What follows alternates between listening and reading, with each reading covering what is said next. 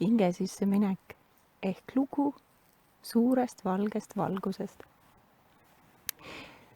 On olemas üks koht, mis on täis suurt valget valgust, sellist pehmet ja turvalist, sihukest kõike hõlmavat ja igavest. Ühel ilusal hetkel eraldus sealt üks valguskera, selline ilus, ümmargune ja pehme. See kera kandis endas samasugust valgust, pehmust, soojust, kõiksust ja turvalisust, nagu see suur valge valgus, millest ta eraldus. See oli hetk, mil meie hing energiana eraldus kõiksusest.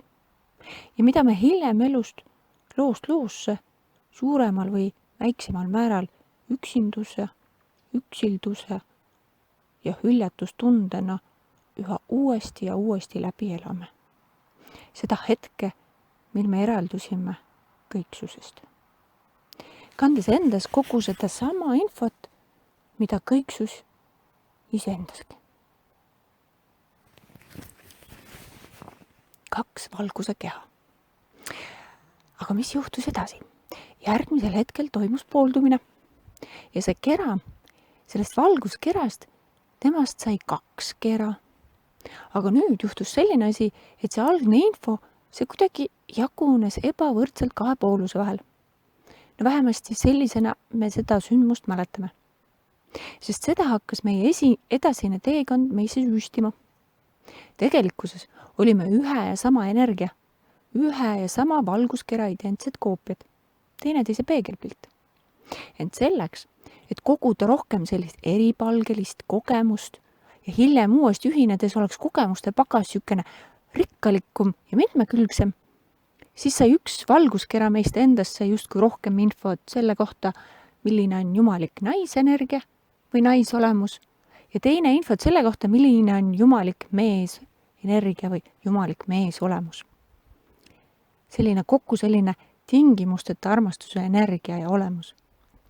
Ja seda iseenda koopiat, oma iseenda puhast hingepeeglist eraldumist, seda leiname siiamaani taga läbi selliste eriilmeliste mahajätmiste ja mahajäetuste kogemuste. Et meie hinges endas on see mälestus olemas, mälestus sellest kodust, omaenda hinge kodust ja mälestus meie identsest hingepeeglist, keda me mõlemad nüüd laia ilma peal nüüd siis taga otsime, iseenda peegeldust siin all maa peal. Hing ja tema hingeosad.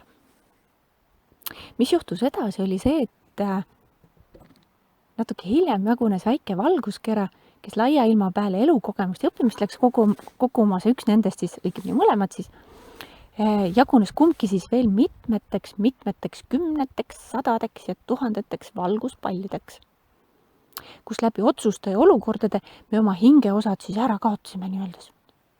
Samuti laia ilma peale, sest me polnud justkui piisavalt tugevad, et neid enda juures hoida.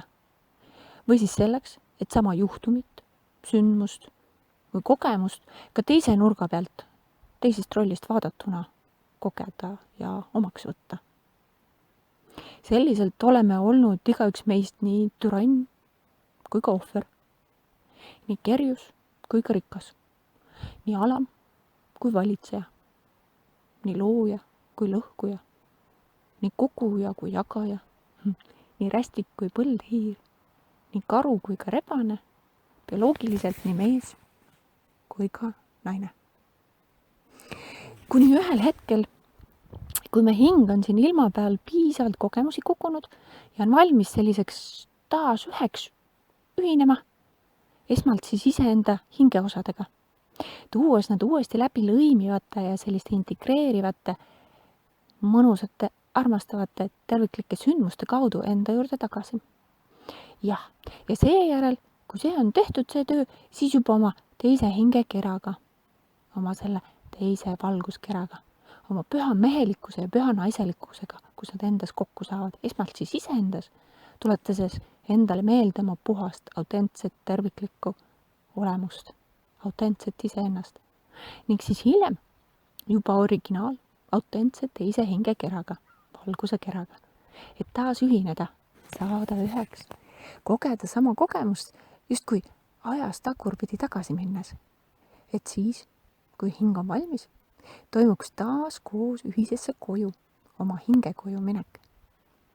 Et see kõik saaks ühel hetkel seal kõrgel, kaugel toimuda, tuleb seda enne harjutada erinevates kehades, millestest üheks on meile antud ka praegune inimkeha. Head ühinemist iseenda ja oma teise hingekeraga, kallis hing.